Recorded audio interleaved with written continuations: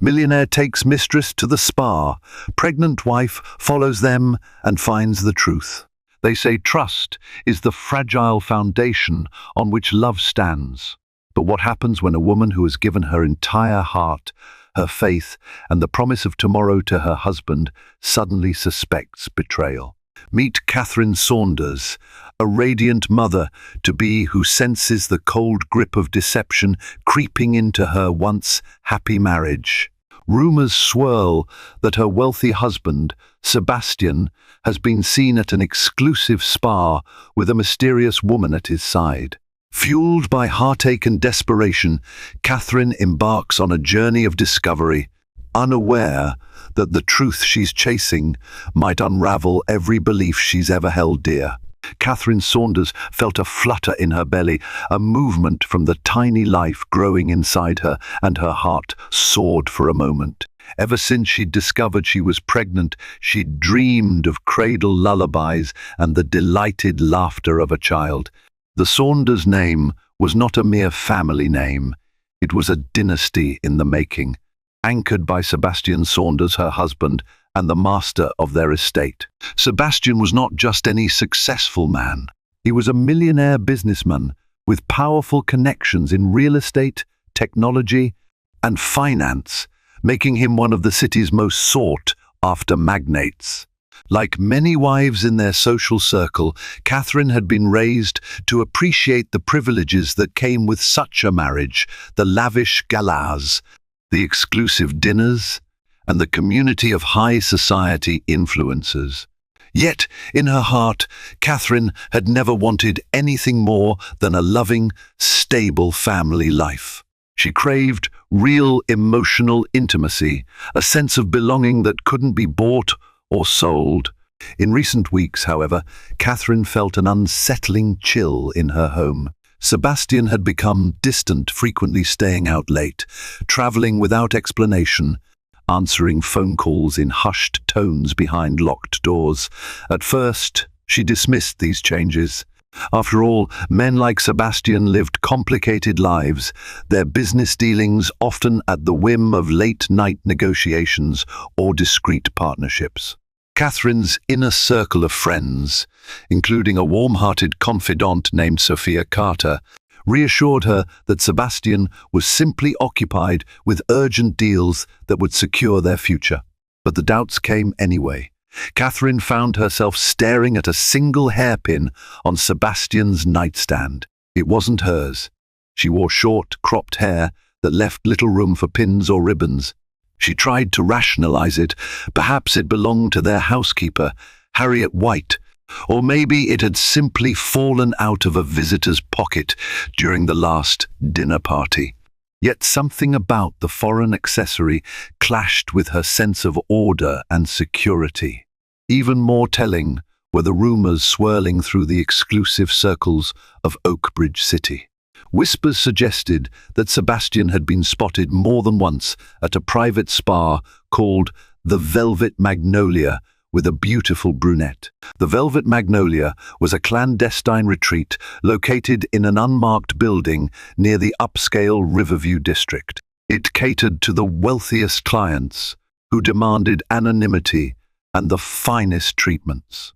If Sebastian was taking a mysterious woman there, it would not only be a breach of marital trust, but a scandal that could ruin the family's reputation. Catherine's struggle began quietly. Each rumor, each stray thought chipped away at her peace. She would remember their first date back when she was just Catherine Belmont, an aspiring interior designer, and how Sebastian had looked at her with admiration glowing in his eyes. She thought about that magical day he proposed at the rooftop of the luxurious Grand Mistral Hotel, the softness in his voice, the vow of eternal devotion. Where had all of that gone? One morning, as Catherine sipped tea in their sunlit conservatory, Harriet White, the housekeeper, approached gently. In Harriet's hand was a sleek black business card embossed with gold lettering that read, "The Velvet Magnolia. Appointment SS Saunders, Tuesday 3:00 p.m. Harriet had found it on the living room table. Catherine's heart lurched. Without Harriet spelling it out, she understood the unspoken question in the older woman's worried eyes.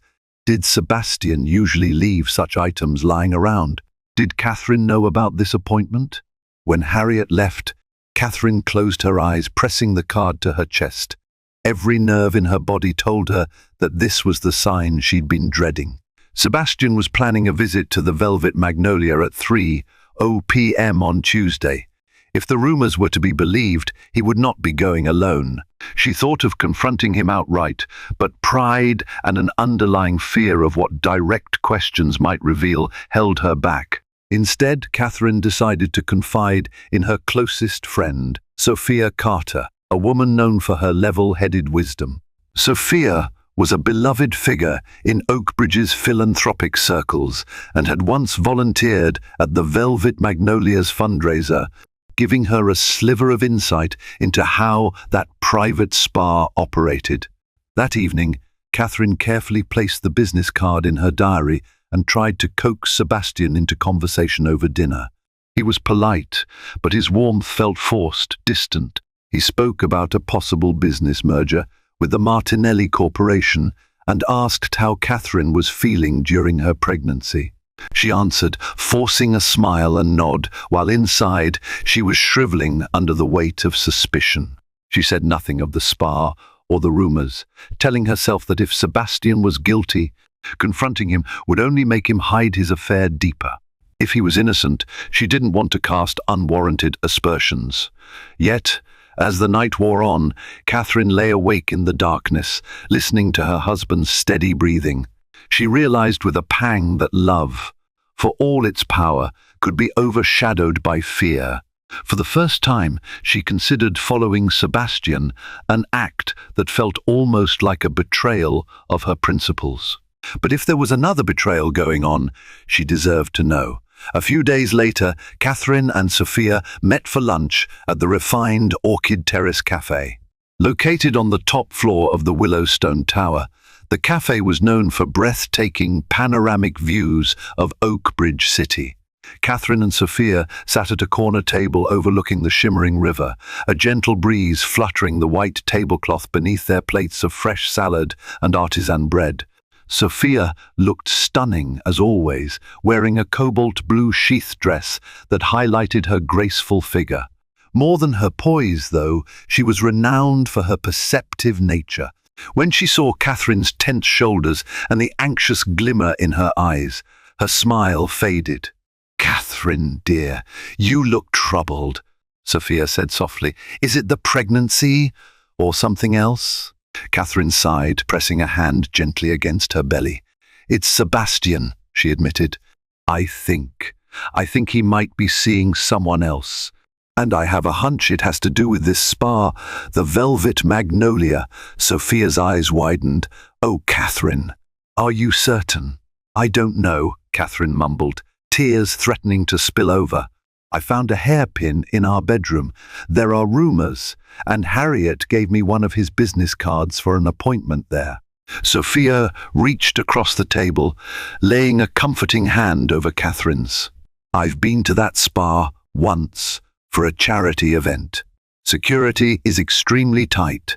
They don't let walk-ins simply roam around. Most of their clients have a membership, or they're accompanied by a sponsor. Everything is hush-hush, so discretion is guaranteed." Despite her turmoil, Catherine managed a small, bitter laugh. That's exactly the kind of place Sebastian would choose if he wanted to hide something. "I've decided I need to see for myself. I don't think I can live with the uncertainty." Sophia nodded. "You must follow your heart. But whatever you do, be careful. If you do see them together, it might unravel more than you expect." Before they parted, Sophia promised she would be available at any time for support. Catherine clung to that promise, feeling slightly fortified by her friend's solidarity. Yet, as she watched the city skyline shimmering under the midday sun, Catherine could not rid herself of the creeping dread that her illusions of a happy family might soon be shattered. Over the next few days, Catherine's world felt surreal. She attended a garden fundraiser organized by the Albright Foundation, where she mingled with socialites named Veronica Campbell and Lorelei Hastings, both women known for their insatiable appetite for gossip. Catherine normally avoided their petty chatter, but now she found herself listening keenly, hoping to glean any stray snippet about Sebastian. She discovered that Veronica had spotted Sebastian dining at Le Chateau, a Michelin-starred restaurant, with a tall, elegant brunette just 2 nights ago. Another whisper was that he had cancelled a scheduled trip to Boston without informing Catherine. When confronted with these rumors, Catherine smiled politely, feigning confidence she didn't possess. On the car ride home, she stared at her reflection in the tinted window, a million questions bubbling inside her. Was she being paranoid, or was Sebastian pulling away from her deliberately?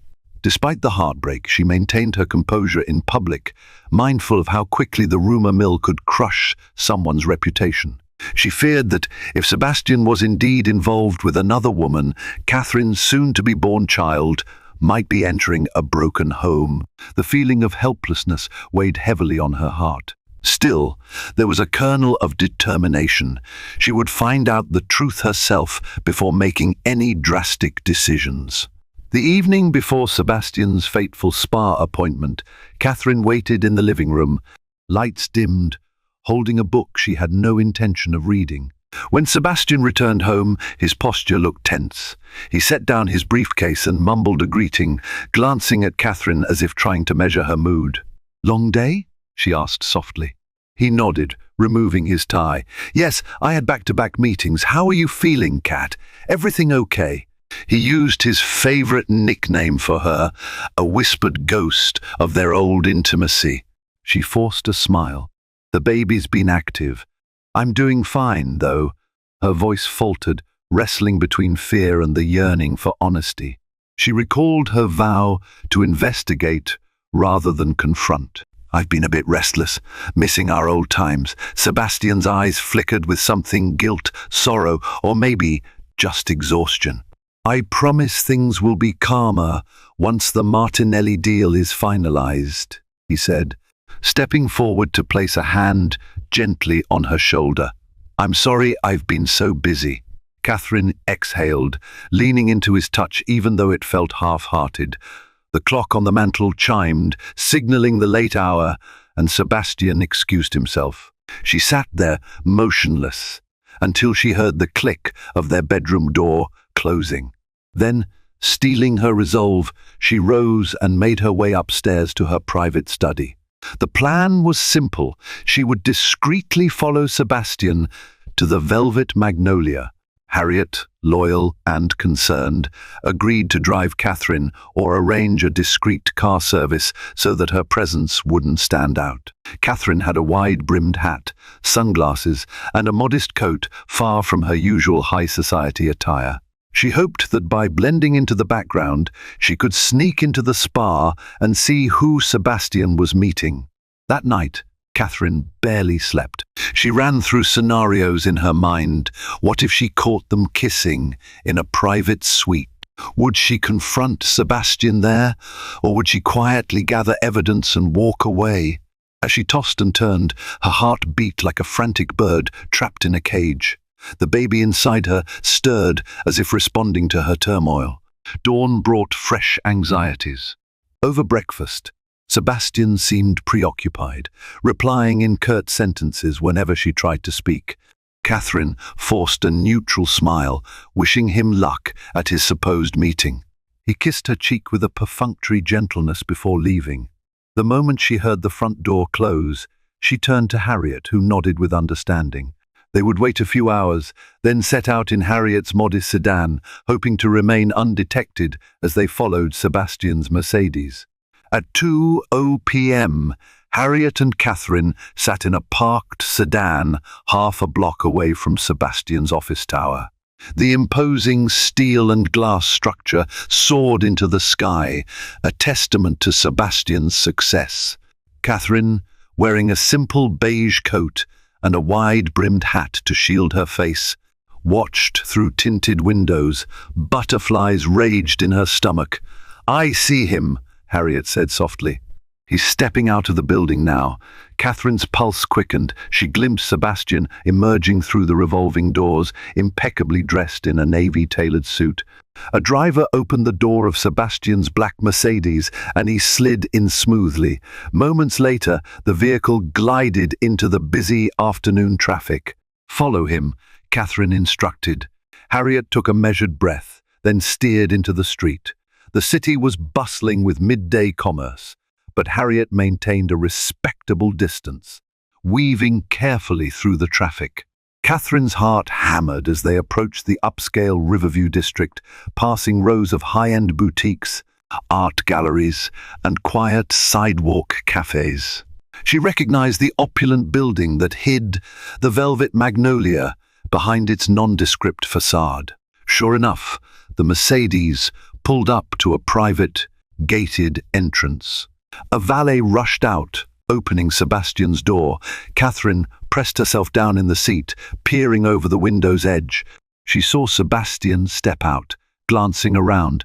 Then a slender woman, wearing oversized sunglasses and a flowing silk scarf, emerged from another parked car and joined him at the spa's discreet doorway. Catherine's throat went dry. From her vantage point, she couldn't see the woman's face clearly, but her figure was unmistakably elegant. She was tall, with long legs and a poised posture that suggested confidence. Catherine clenched her hands, nails biting into her palms. This was no casual business meeting. No press, no photographers, just two people sneaking into a secretive place. Harriet pulled the car to the curb a safe distance away. "What do we do now?" she asked gently. Catherine could hardly speak. Her mind was an ocean of turmoil. The woman's identity remained uncertain, but suspicion burned brighter than ever. "I have to follow them. I'll use my membership card or say I'm meeting someone. Anything to get inside," she murmured. Harriet's eyes flickered with concern. "Let me park around the corner. I can wait, or come in with you." "No," Catherine said resolutely. "I need you on standby. If anything goes wrong, I'll text you." Harriet nodded, her expression tense, and they circled around until they found a discreet spot. Catherine exited the sedan, adrenaline coursing through her veins. She tugged the brim of her hat low and walked slowly, trying to blend in with the well-heeled clientele wandering the street. Every step felt like a betrayal, but the greater betrayal, she told herself, might be happening right under her nose. Outside the velvet magnolia, the door was guarded by a man in a crisp black suit who asked for her name. Catherine feigned confidence, claiming she was meeting a friend for a spa appointment. To her relief, the doorman checked a list on a sleek tablet, found the name Catherine Belmont, her maiden name still attached to some of her older social memberships, and waved her inside. The building's interior was plush and dimly lit, the air scented with lavender and verbena. A softly tinkling fountain added to the serene ambience, though Catherine's racing heart found no comfort in the spa's tranquility. She scanned the lobby for a sign of Sebastian or the mystery woman. The receptionist at the marble desk greeted her politely, offering a menu of treatments, but Catherine declined, muttering something about having an appointment. She moved deeper into the lounge area. Soft, ethereal music played overhead, and discreet staff in immaculate uniforms glided around with trays of infused water and herbal tea. Catherine's gaze traveled over luxurious velvet couches and plush carpets. A swirling sense of déjà vu struck her. She had once visited an exclusive spa with Sebastian on their anniversary. The memory twisted painfully as she considered he might be replicating those intimate moments now with another woman. After a few minutes of searching, Catherine noticed a corridor lined with shimmering drapes. She saw Sebastian slip past with the woman, heading toward private treatment rooms. Catherine ducked behind an ornamental plant, her heart hammering, her mind screaming that she shouldn't be here. But it was too late to turn back. She was about to witness the reality of whatever Sebastian was hiding. Catherine crept along the corridor, the plush carpet muffling her footsteps. She had no clear plan other than to remain out of sight until she discovered the truth. Doors along the hallway bore elegant plaques indicating specialized treatments, aromatherapy suite, hot stone retreat, couples massage sanctuary. Finally, Sebastian and the woman paused outside the door, labeled Rosewood Retreat. Catherine hid around the corner, peering carefully. As the woman slipped off her sunglasses, Catherine's breath caught in her throat. She recognized that face, though she struggled to place it immediately.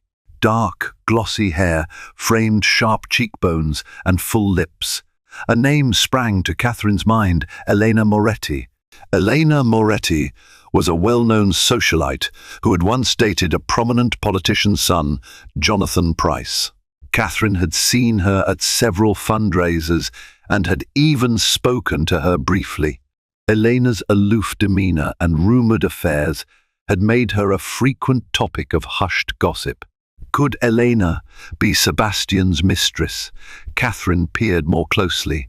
Sebastian and Elena exchanged a few whispered words. To Catherine's astonishment, Elena looked visibly upset, gesturing emphatically. Sebastian tried to calm her, placing a hand on her shoulder. Though Catherine couldn't hear the details, the dynamic seemed tense, not romantic.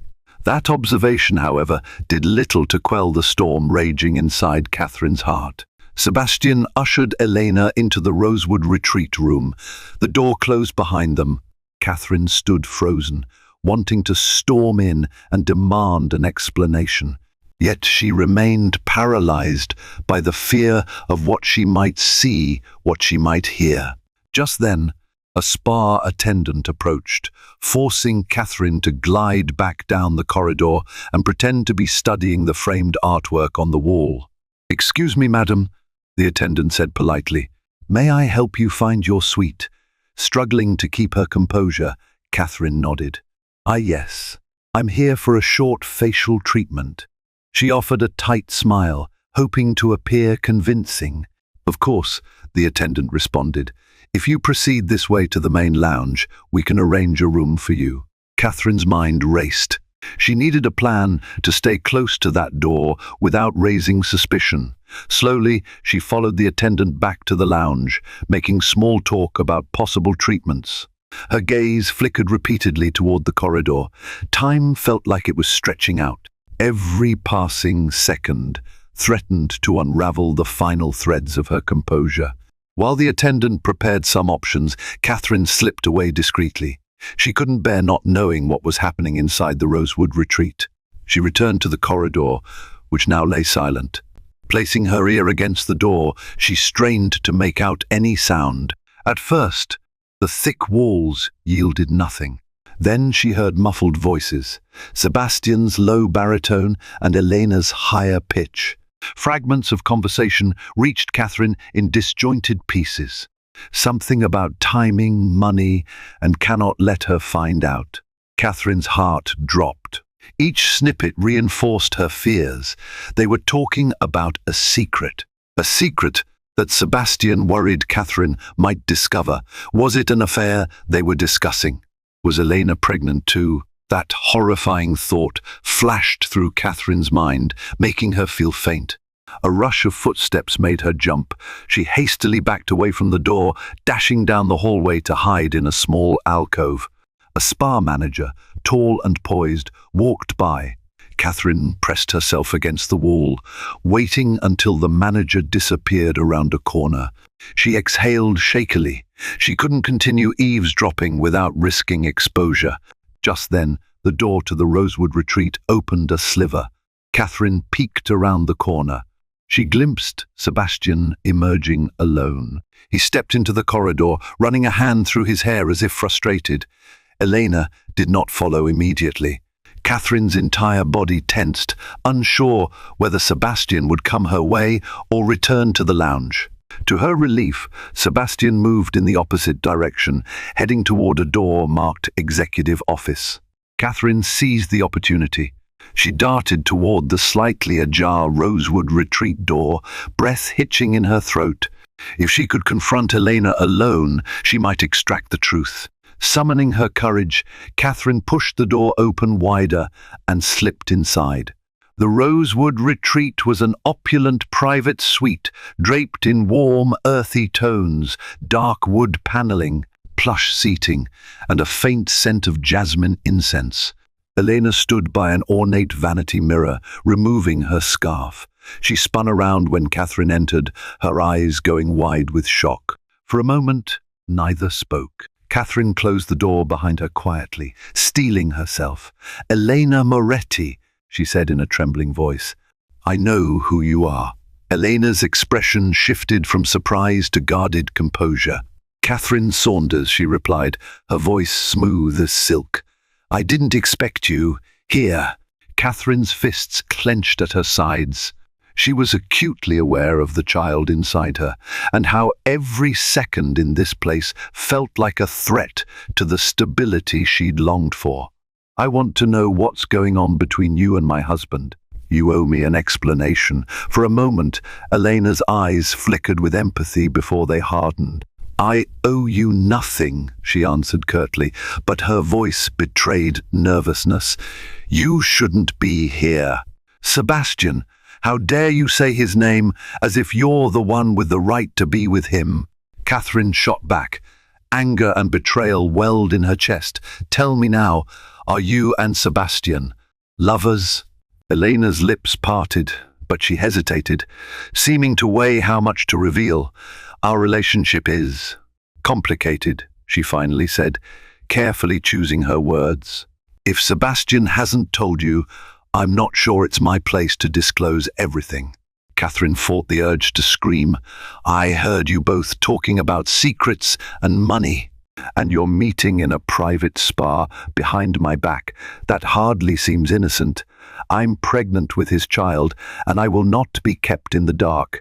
Elena stepped forward, her voice dropping to a whisper. "Catherine, I realize you have every reason to be furious, but trust me when I say this is bigger than a simple affair. There are things Sebastian is trying to handle, things that might affect your family's reputation, your future." Catherine's stomach churned. Was this a blackmail situation? Or was Elena prying money from Sebastian for some hush-hush reason?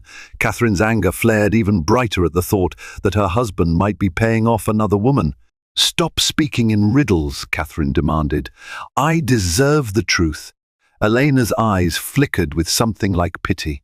She stepped closer, dropping her voice even lower, as if terrified of being overheard. "Very well. Just know that I was once involved with someone from the Martinelli Corporation. Sebastian discovered that individual was embezzling funds and forging documents that could implicate him. Sebastian needed my help to trace the money trail." Catherine's heart pounded. The words sounded almost too convenient, like a well-rehearsed excuse. "That doesn't explain why you're meeting in secret or why you both seemed so intimate." Elena exhaled shakily. "He didn't want you dragged into the mess. He suspected there would be retaliation. I used my connections to gather evidence. But I also have a complicated past, Catherine. My involvement with Jonathan Price, my reputation. Sebastian was afraid that if the press caught wind of our meetings, it would create a scandal. That's all." The revelation thundered through Catherine's mind. She struggled to reconcile it with the rumors she'd heard, the hairpin, Sebastian's cold distance, and the fleeting glimpses of tension. Could it be that Sebastian was merely protecting her from a business scandal? Then why hadn't he told her anything? Elena continued, her voice tinged with earnestness. "You have to believe me. I wouldn't lie about something that could so easily be disproven. Sebastian is dedicated to you and your child. He never speaks ill of you, never implies dissatisfaction. He's only anxious about your safety." Catherine stared, her thoughts swirling. Her voice trembled. "Then what about your argument just now? I heard enough to know you were upset." Elena shook her head, letting out a frustrated sigh. Because the plan to expose the Martinelli corruption has grown more complicated. The man behind it, Richard Martinelli, the CEO, holds a lot of power. Sebastian insisted I find additional proof, and I said it's too dangerous. That's what we were discussing. Doubt clung to Catherine's heart. Could this all be a meticulously crafted lie? Or was the simpler truth that Sebastian and Elena were engaged in an illicit affair? She needed Sebastian's version to verify. Until then, the confusion gnawed at her. Before Catherine could question further, the door creaked open. Sebastian stepped in, halting mid-stride when he saw Catherine, his face blanched. "Catherine?" he whispered in disbelief. The swirl of emotions in his eyes, shock, concern, and a hint of guilt, was enough to make her heart twist. She glared at him, tears brimming. "We're having this out now, Sebastian. I followed you, I thought. God, I thought you were having an affair with Elena Moretti. She says you're working together on some kind of investigation involving Martinelli. I want the truth, Sebastian, right now." Sebastian's expression was a turbulent mix of surprise and resignation. He closed the suite door carefully, his voice low and urgent. "Kat, I can explain everything, but we need to leave here. This place isn't safe. There could be listening devices or prying eyes." Elena nodded, gathering her things swiftly. "I've said all I can, Sebastian. The rest is up to you." She shot Catherine a quick, apologetic glance before slipping out of the room. Catherine turned to Sebastian, confusion and anger etched into her features. "You're telling me we have to run off somewhere to talk? Do you have any idea what I've been going through?" "I'm pregnant, Sebastian. I've been hearing rumors, seeing signs, hairpins, secret appointments." Sebastian's shoulders slumped. He reached out to touch her arm, but Catherine recoiled. "I'm sorry," he murmured, regret coating every syllable. "I never intended to hurt you." "You have every right to be angry. Let's go someplace we can be sure of our privacy, and I'll explain." Torn between fury and the desperate hope that he might be telling the truth, Catherine nodded stiffly. She allowed Sebastian to guide her out. The spa staff, ever discreet, only offered them polite smiles as they left. None betrayed knowledge of Catherine's unauthorized presence. In the parking lot, Harriet spotted them and opened the sedan door for Catherine. She cast Sebastian a worried look, but Catherine managed a faint nod of reassurance that she was all right. Sebastian insisted they go together in his car, but Catherine refused, preferring the separation. Sebastian relented and instructed Harriet to follow him to one of his private apartments on the outskirts of the city, a place he rarely used, presumably for emergency business dealings. The drive there was tense. Catherine sat in the back seat, her mind swirling with the conflicting stories. Harriet ventured a gentle question. "Are you all right, Miss S. Saunders?" Catherine stared out the window at the passing city lights, evening descending upon them.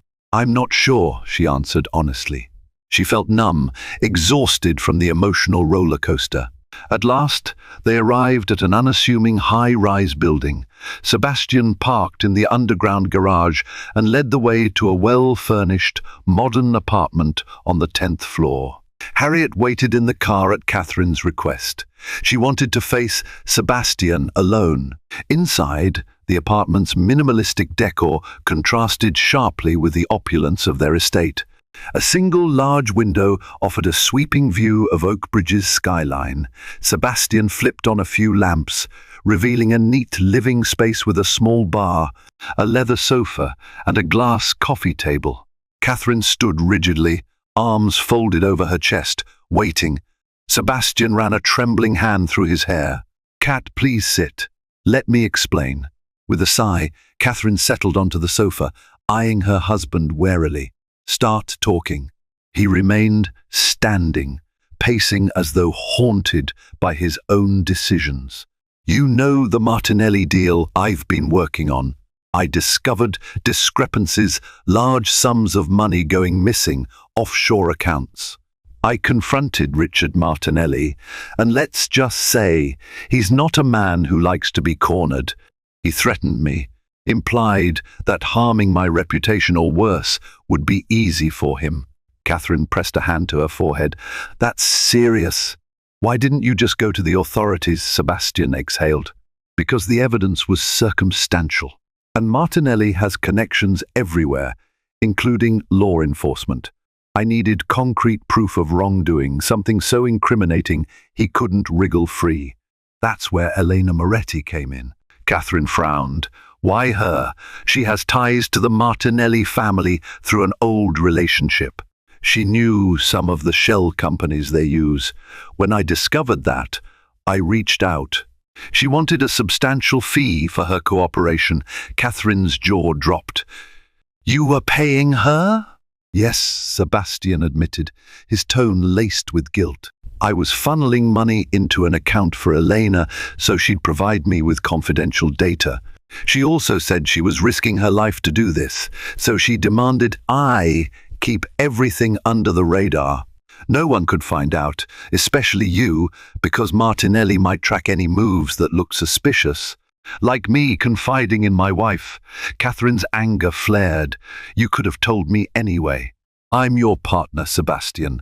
I'm carrying your child. Did you really think I couldn't handle the truth? His eyes brimmed with regret. I was trying to protect you. I know you, Kat. You'd worry yourself sick and maybe let something slip inadvertently. We're in a precarious position with Martinelli. I thought secrecy would shield you. A slow, ragged exhale escaped Catherine. All those times I saw you with Elena. The hairpin, was it hers? Sebastian shook his head. I'm not sure about the hairpin. Maybe it fell out of her purse when we were discussing documents in my study. I honestly never noticed. But Catherine, I swear on our unborn child, I'm not having an affair with her. My only goal was to ensure that I could finalize the Martinelli deal or expose him without destroying our future. Catherine studied him for a long moment, searching his face. There was a wounded sincerity in his eyes, and yet the pain of feeling betrayed wouldn't vanish so easily. Why all the secrecy at the Velvet Magnolia, though? He sighed. Elena insisted on meeting in places where we wouldn't be recognized together. She thought the Velvet Magnolia's confidentiality would be perfect. I agreed because I was desperate. I needed her intel. I wanted to close the Martinelli loop before the baby arrived. Sebastian stepped closer, his voice subdued. I'm sorry, Kat. I've been so wrapped up in strategies and subterfuge that I overlooked how you might feel. And you've been dealing with all this stress alone while pregnant. That was never my intention. Catherine wanted to cry out of relief, out of anger, out of the ache that still gnawed at her. She pulled her coat closer around her, as though shielding herself from the emotional storm swirling in the room. You should have told me something, she repeated, her voice trembling. I've been worried sick, thinking you were betraying our marriage. The rumors, they nearly drove me insane. Sebastian sank onto the edge of a chair, burying his face in his hands. I know, and I hate myself for it. But every time I considered telling you, the risk weighed on me. I couldn't forgive myself if something happened to you or our child because of my entanglements with Martinelli. Silence stretched between them for a moment, thick with residual tension. Catherine's mind reeled. If Sebastian's story held up, then the last few weeks of mistrust and heartbreak had been the product of secrecy for an entirely different reason than an affair. Yes, he had lied, but perhaps out of misguided protection rather than lust. The question remained, could their bond recover? Catherine decided she needed proof of Sebastian's claims. She demanded he show her any relevant documents, emails, bank transfers, the clandestine communications with Elena. Initially hesitant, Sebastian realized that if he wanted Catherine's trust, he had to lay everything bare. Over the next hour, Sebastian opened a secure laptop in the apartment. He showed her encrypted message threads with Elena discussing Martinelli's shell corporations. Catherine saw the details of suspicious wire transfers, flagged account numbers, and Elena's requests for payment. She felt a strange mix of disgust at the scope of corruption and relief that Sebastian's story was indeed consistent with the evidence. "Why do all this alone?" she asked quietly. "We could have hired private investigators or used your legal team." Sebastian shook his head. "Martinelli has infiltrated various institutions. I wasn't sure who to trust. Hiring the wrong investigator could lead back to you, and I wouldn't risk it." Catherine's anger was melting, replaced by a somber weariness. She recognized the sincerity in her husband's eyes, the gravity of the situation. Maybe he had truly believed he was protecting her.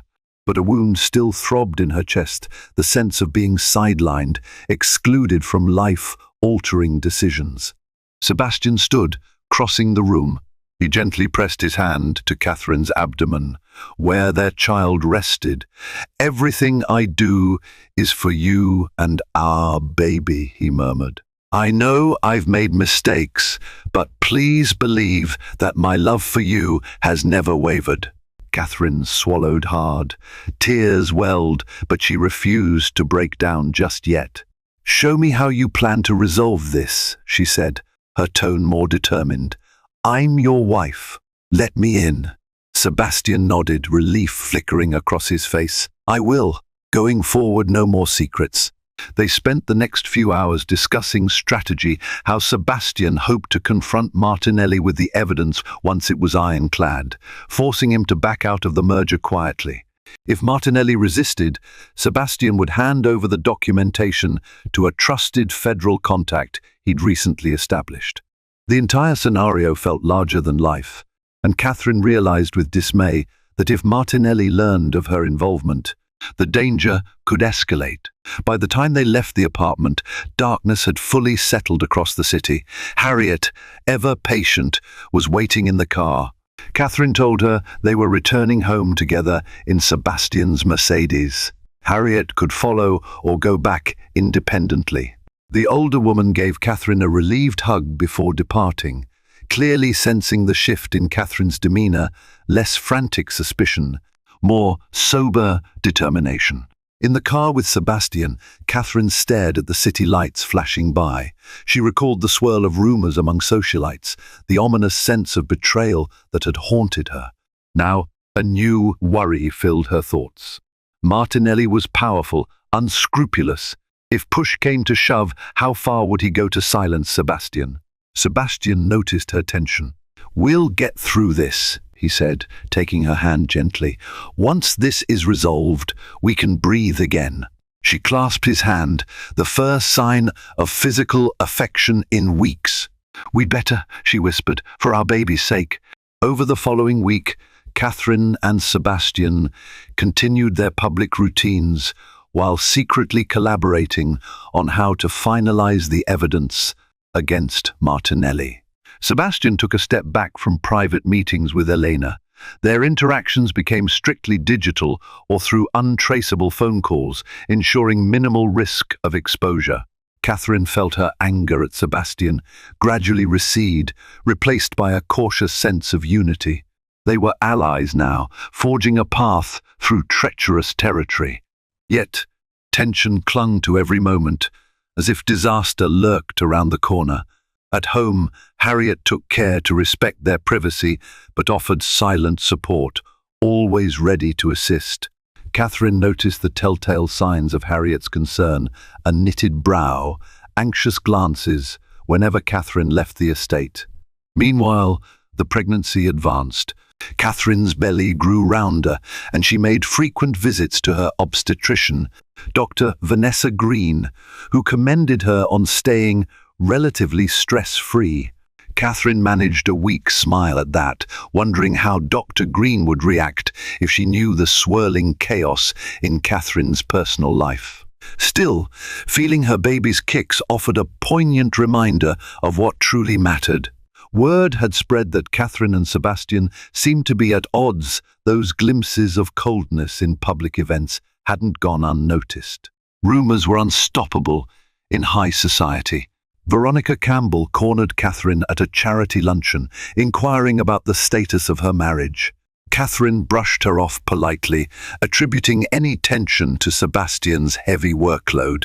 She refused to feed the gossip machine. Sophia Carter, on the other hand, was a safe harbor. Catherine confided the general outline of Martinelli's scandal, though she spared the more dangerous details. Sophia was horrified by the depth of the threat and promised to keep everything strictly confidential. Sebastian's mistakes aside, Sophia said gently, it seems like he had your well-being in mind, however misguided. That's something at least. Catherine nodded. Yes, but the damage from secrets is real. We're trying to rebuild. Amid all this, Catherine found herself reflecting on how love sometimes requires leaps of faith even when trust has been shaken. She saw remorse in Sebastian's eyes, saw how he doted on her at home, preparing her favorite meals or massaging her swollen feet without complaint. Each gesture was a step toward healing, though it would take time for the scars of suspicion to fade completely. Everything changed on a crisp autumn afternoon. Catherine was in the solarium of the Saunders estate, enjoying a lull in the day, when Sebastian burst in, face pale. "What's wrong?" she asked, alarmed. "We have the final piece of evidence," he said quietly, handing her a manila folder. Inside were bank statements and email correspondence that unmistakably tied Richard Martinelli to illegal activities, embezzlement, money laundering and bribery. Catherine felt a ripple of relief. "So this is it? We can confront Martinelli?" Sebastian nodded. "I'm meeting him tonight at the Vanguard Lounge. It's a public place, but discreet enough for us to talk. With this evidence, he should be forced to back down from the merger. He won't risk the press or the authorities seeing this." Fear pricked Catherine's chest. "Is that safe?" Sebastian shrugged. "He won't dare do anything overt in public, and once he realizes I have him cornered, hopefully he'll see reason. I just wanted you to know what's happening." Catherine bit her lip. "Do you need me to be there?" A ghost of a smile touched Sebastian's lips. "I appreciate the offer, but no. I want you out of harm's way. Stay here. Let Harriet and the security staff keep an eye on you. With luck, this ends tonight." She nodded, hugging him tightly, tears burning at the corners of her eyes. "Please be careful." He kissed her forehead. "I will." That evening, Catherine paced the halls anxiously while Sebastian left for his meeting. Harriet offered tea to calm her nerves, but her hands shook so much she could barely hold the cup. The hours ticked by like a slow, torturous metronome. When her phone finally buzzed, Catherine snatched it up. A message from Sebastian. "Leaving now. All good. On my way home." Her breath whooshed out in a wave of relief. Martinelli must have folded. The crisis was over. She allowed herself a small, hopeful smile. But then came an odd sense of foreboding. Why hadn't Sebastian given more detail? She glanced at the clock. Perhaps he was simply being cautious. She willed her heart to steady. A half-hour later, Catherine's phone rang again. This time, it wasn't Sebastian. The voice on the other end belonged to a man she didn't recognize. He identified himself as Dr. Frederick Mills from Oakbridge General Hospital. Her world spun as he calmly explained that Sebastian had been in a car accident on his way home from the Vanguard Lounge. Time stood still as Harriet rushed Catherine to the hospital.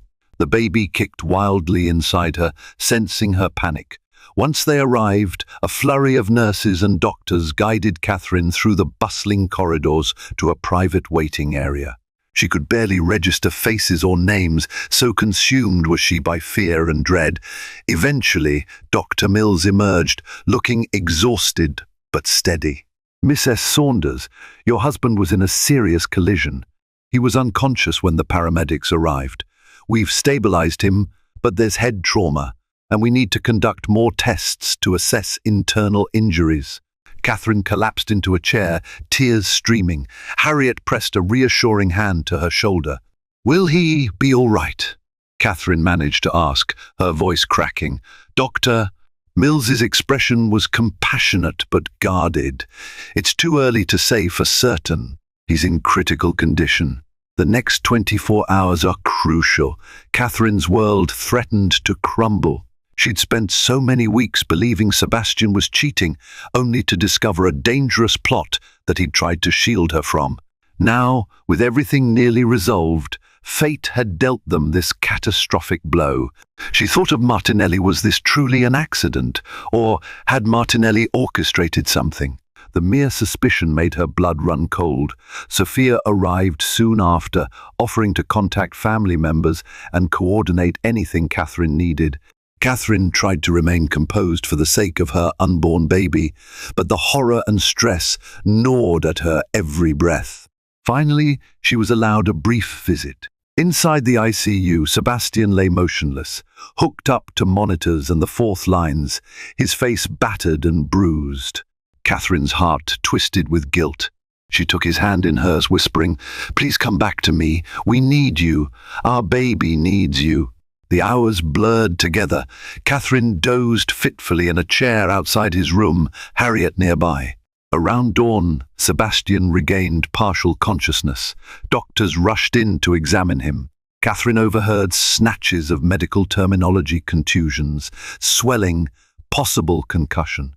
But the gist was that Sebastian could speak, though weakly, and recognized Catherine. She hurried to his bedside, tears unstoppable. "Sebastian, thank God!" His eyelids fluttered. "Cat, don't cry," he murmured. "I'm okay, or I will be." She pressed a trembling kiss to his forehead, emotions flooding her. The near loss had shattered her anger, her resentment, leaving only an overwhelming relief. Whatever secrets had caused tension before seemed insignificant compared to the raw fragility of life. The investigation into Sebastian's car accident remained inconclusive.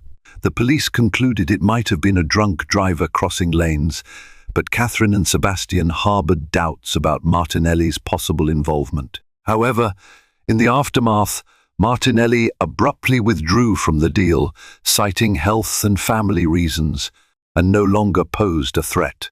Whether it was genuine fear of exposure or guilt over some orchestrated hit, neither Catherine nor Sebastian had the energy to press further. Their priority became healing and moving forward. Sebastian spent 2 weeks in the hospital, recovering from surgery to reduce swelling in his head. Catherine was by his side every day, reading to him, holding his hand through painful therapy sessions. During that time, their bond grew stronger than it had been in months. The near tragedy reminded them both of the love that had first drawn them together, overshadowing the complexities of high society dealings and corporate schemes. When Sebastian was finally discharged, Catherine guided him gently into their home, Harriet waiting with a bouquet of fresh flowers. There were new security measures in place, courtesy of Sebastian's legal team, ensuring that if Martinelli or anyone else attempted retribution, they would face swift consequences. The darkest storm seemed to have passed. A few weeks later, Catherine began experiencing contractions early one morning. She rushed to the hospital with Sebastian, still bandaged but mobile, clutching her hand. It was a turbulent yet miraculous day.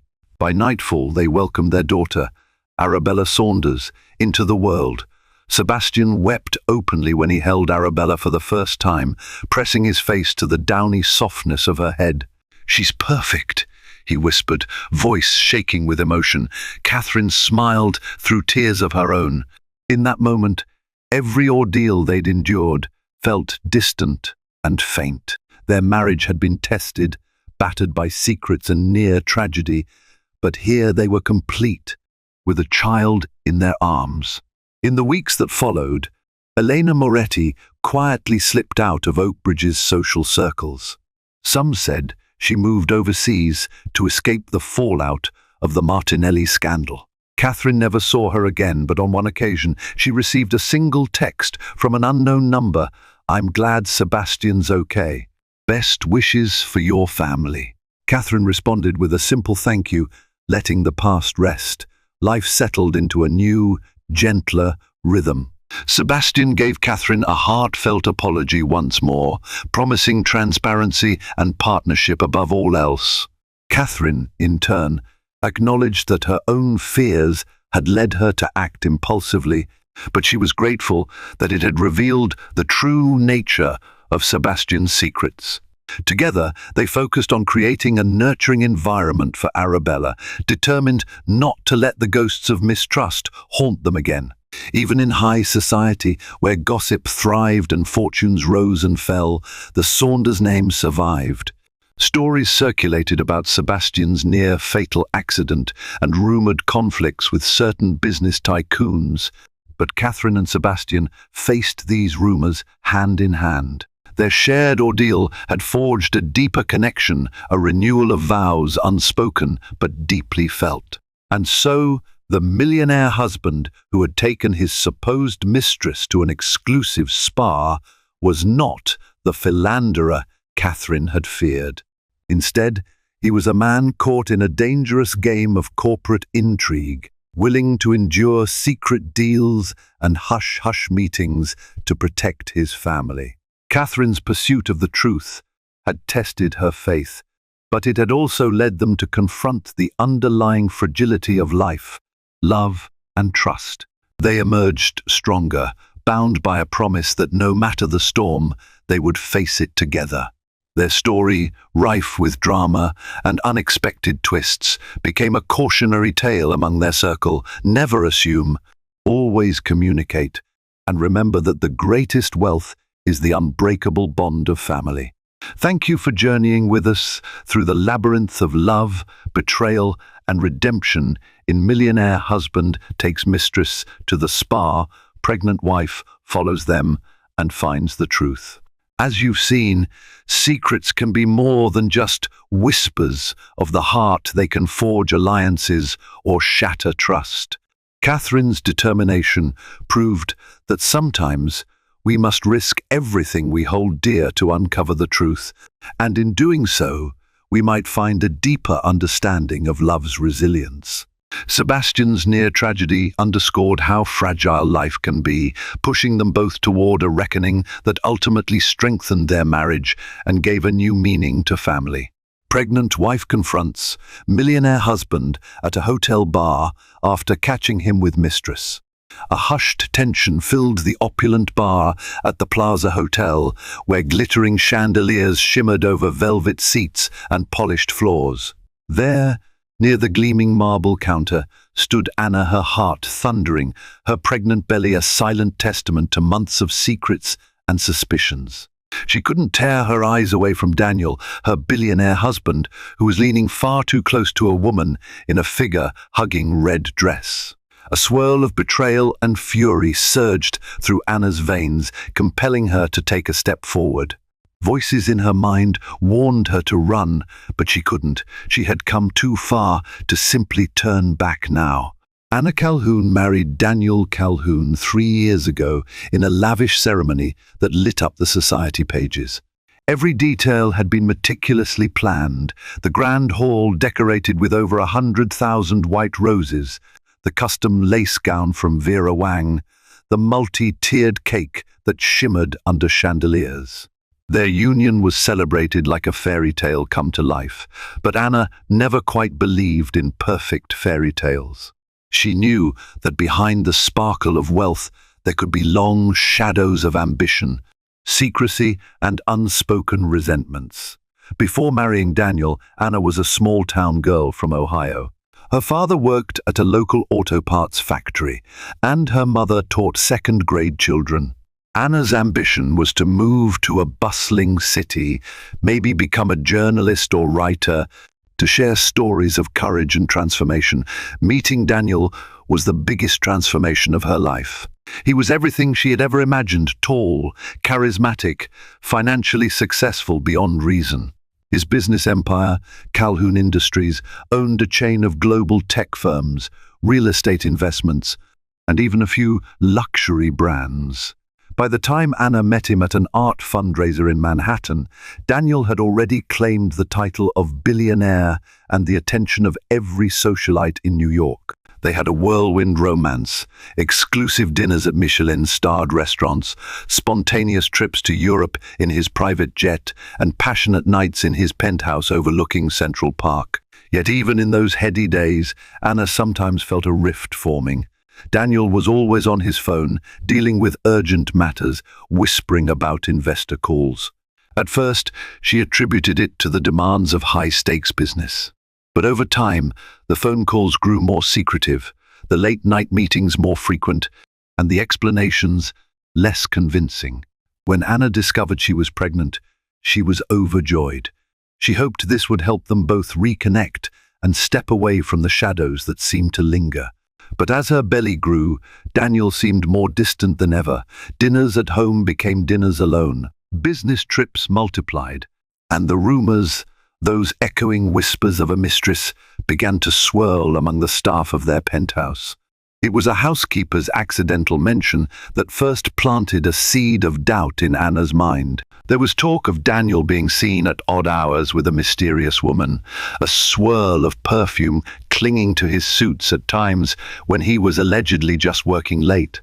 She tried to confront Daniel, gently at first, but he brushed her off, blaming overwork and outside pressures.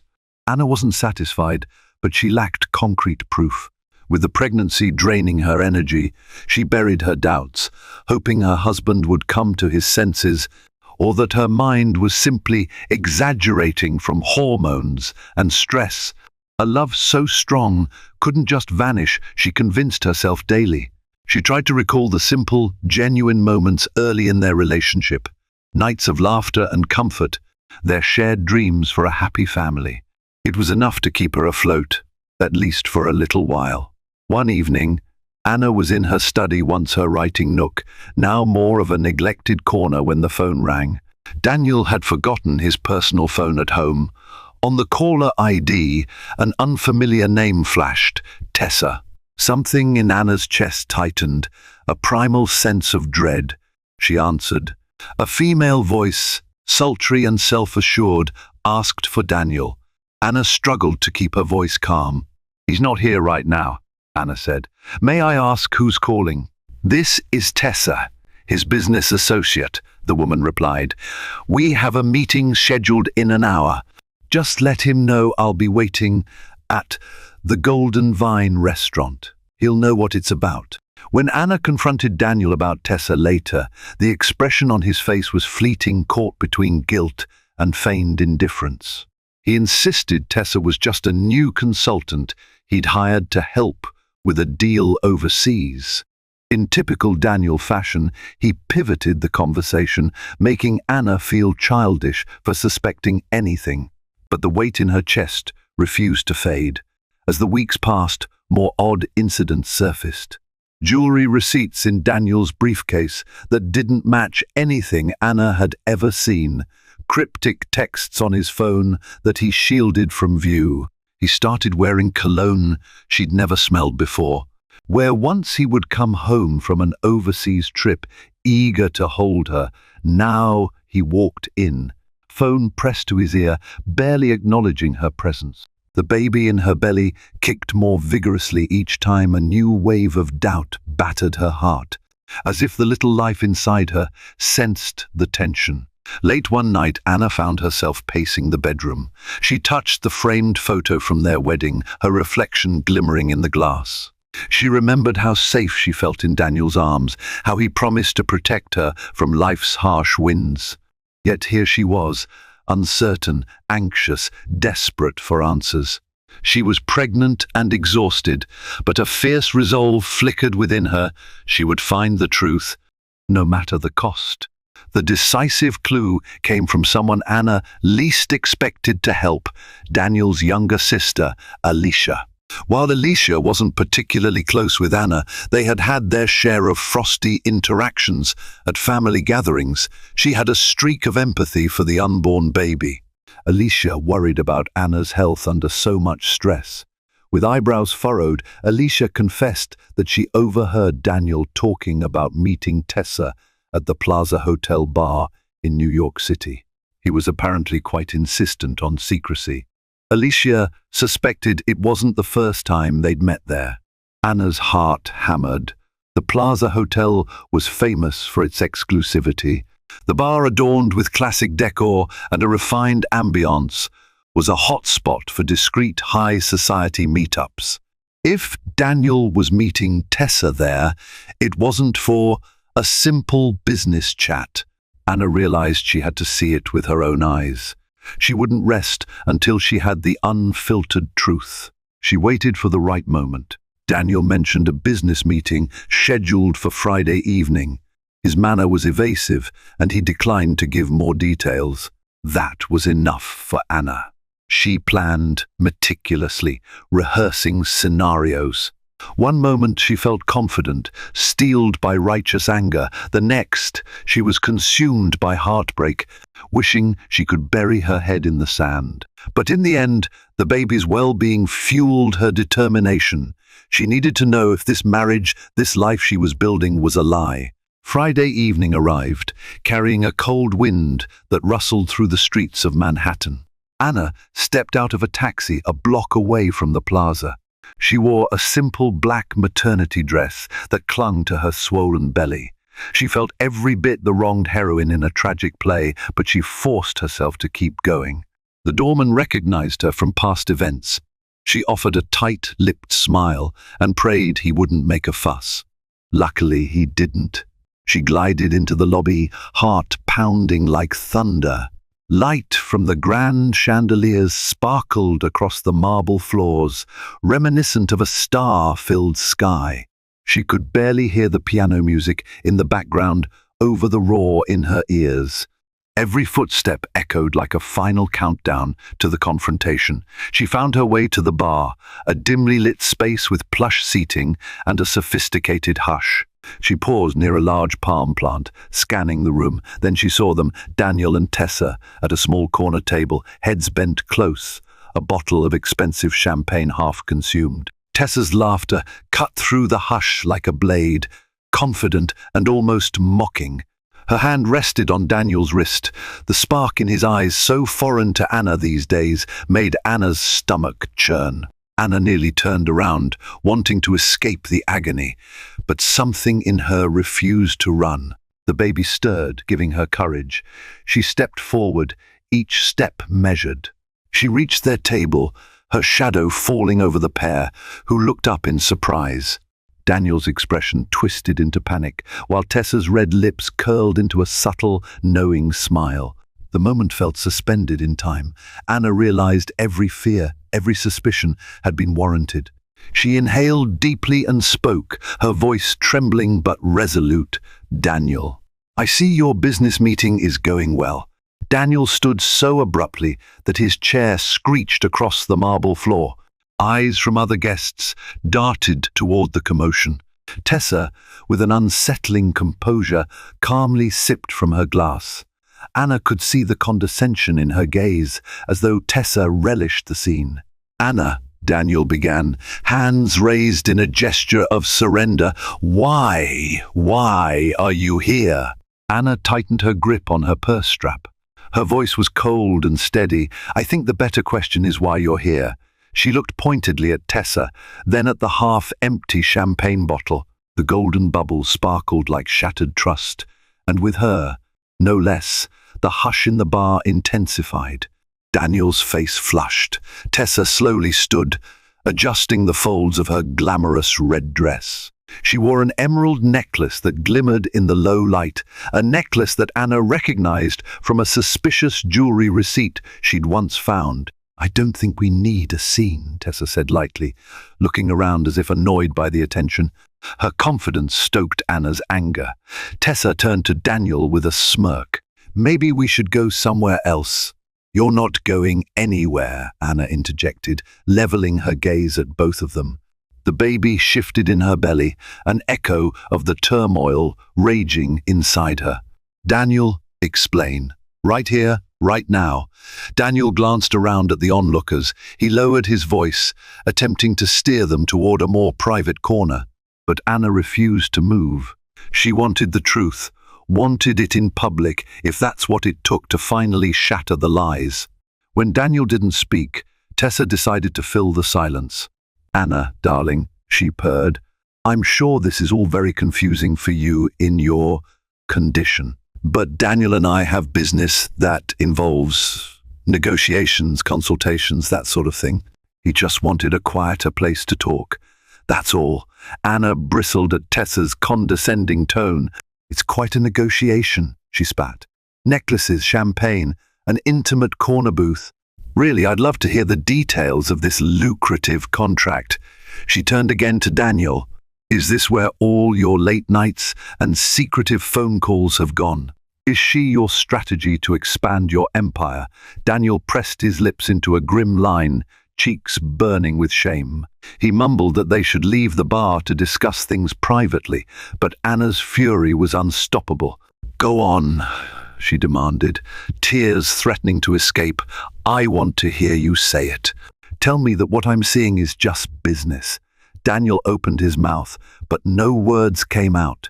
The tension drew audible gasps from nearby patrons. Anna's heart pounded with the velocity of betrayal. She realized in that moment how deeply she had hoped to be wrong. Even confronted with evidence, she'd clung to the desperate belief that there might be a misunderstanding. But Daniel's silence roared the truth. Her husband, the one person she trusted above all else, had shattered her world. Slowly, she felt the heat of her fury give way to an icy numbness. She placed a protective hand over her belly. It was a subtle gesture, but it spoke volumes. She might be broken, but she wasn't alone. Life thrived within her, and she would protect it at any cost. Tessa took a step back, eyes flicking to Daniel. "I think I'll leave you two to figure this out." "Daniel, call me when you—" "Don't you dare walk away," Anna snapped, surprising even herself with the force in her voice. "Not until I get an answer." She was tired of being brushed aside, tired of letting others dictate her life. If Tessa thought she could simply slip away, she was mistaken. Under the weight of her glare, Tessa paused. An uneasy silence stretched. Daniel opened and closed his fists at his sides, clearly struggling to maintain composure in front of the growing crowd. "Anna," Daniel whispered, his eyes pleading. "Let's go upstairs. We can reserve a private suite here at the plaza, just to talk." "Please, not here. You've done plenty here already," Anna said, voice trembling with a mix of heartbreak and rage. "No. Whatever you have to say it now. In front of me, this crowd, and your mistress." A hush blanketed the room as Daniel inhaled a shaky breath. For a moment, guilt glimmered in his eyes.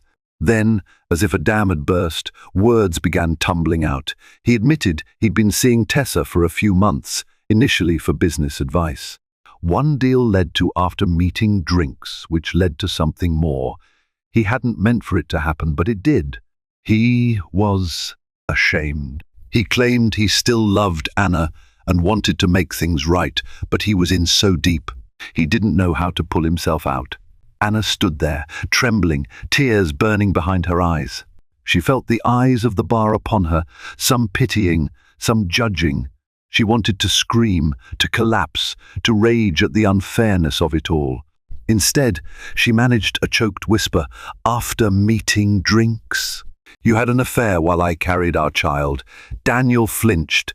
Tessa, to her credit, seemed momentarily uncomfortable. Or perhaps that was just Anna, imagining a flicker of shame. Tessa's mask of confidence never slipped far. "I didn't expect things to go this far," Tessa offered, as though that was any consolation. Anna couldn't bear to stand there any longer. She turned on her heels, ignoring Daniel's pleas to wait.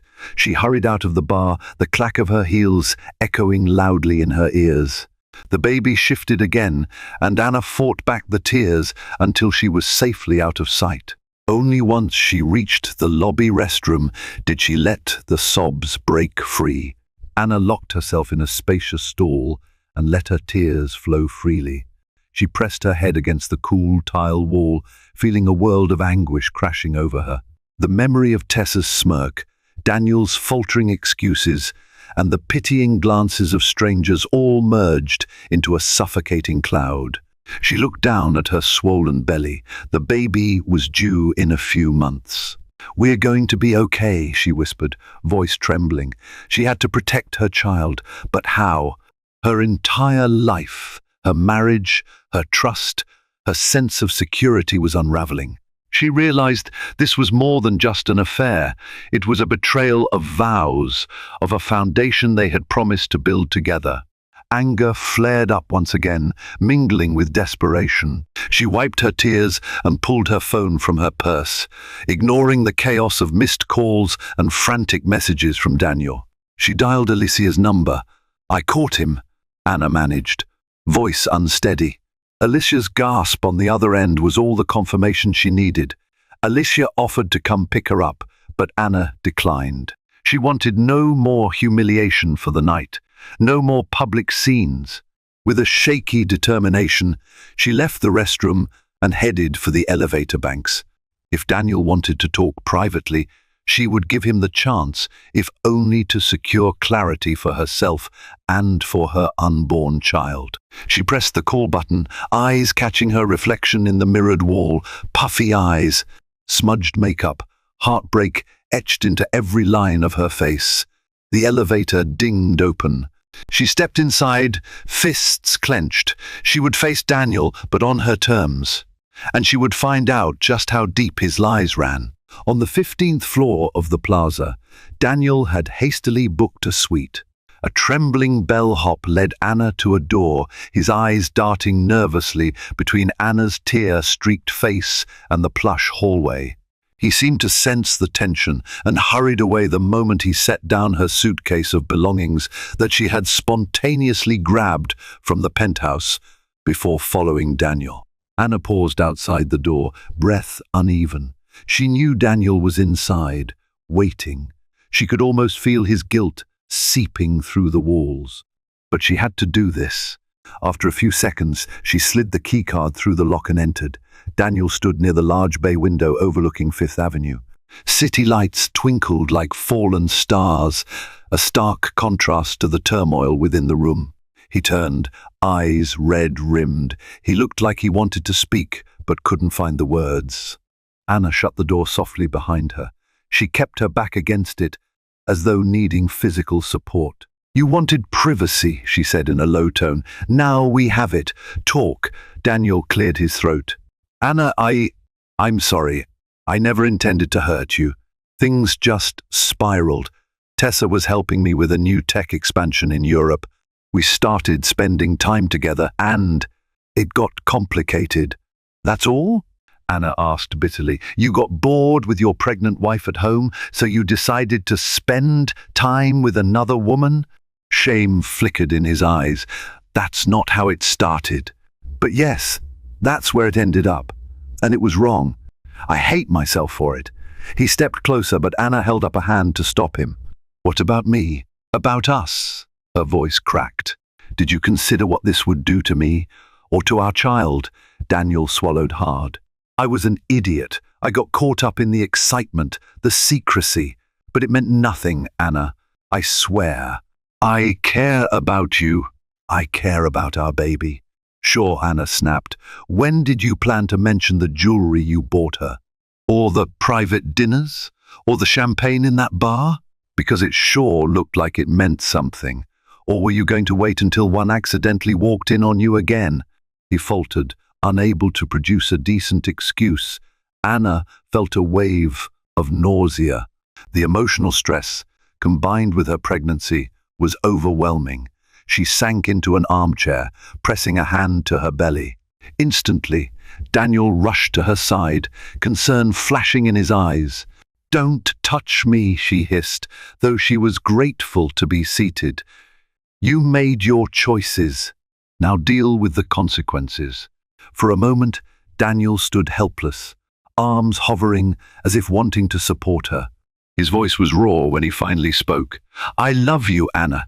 This was a mistake, a terrible, regrettable mistake. But I need a chance to fix this.